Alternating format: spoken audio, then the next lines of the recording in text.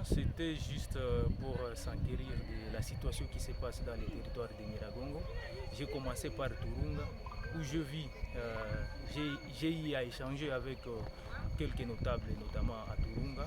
Et ils nous ont présenté quand même quelques doléances, notamment les phénomènes 40 polaires qui bat record dans les territoires de Nyiragongo, plus particulièrement dans le village de Turunga. Ils nous ont dit que aussi il y a certaines brebis galeuses, les soldats qui commencent les opérations à partir de 18h pour tracasser la population. Et c'est nous, notre devoir en tant que des élus, de dire au gouvernement, soit à l'administrateur du territoire de Nyiragongo, de mettre hors état de nuire ces bandits qui continuent à déstabiliser la population. Si la population est là, c'est pour que ces soldats ont cette obligation de protéger la population et non le contraire. Deuxième question qu'ils nous ont posée, c'est la question de l'eau. Ça fait déjà presque 4 jours que la population du territoire de Nyiragongo ne trouve pas de l'eau. C'est pour cela qu'à cette occasion, nous demandons directement au directeur de la régie des eaux de mettre tous ces moyens possibles afin que la population du territoire de Nyiragongo puisse avoir de l'eau le plus vite possible.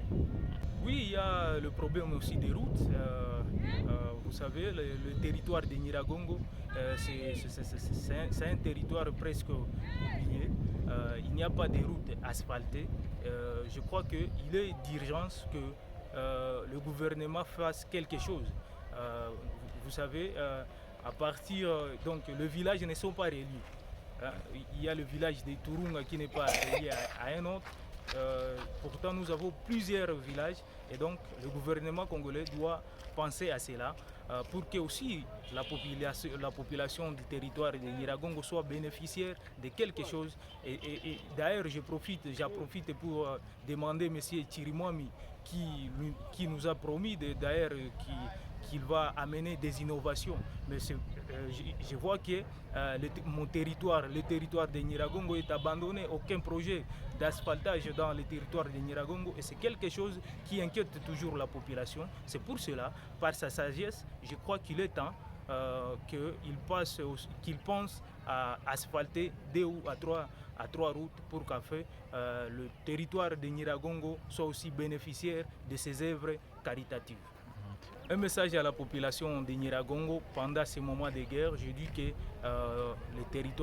la population doit être toujours aux côtés des éléments FARDC, de continuer à soutenir les éléments FARDC, mais aussi donner force aux jeunes résistants qui continuent à se battre pour sauver la République démocratique du Congo.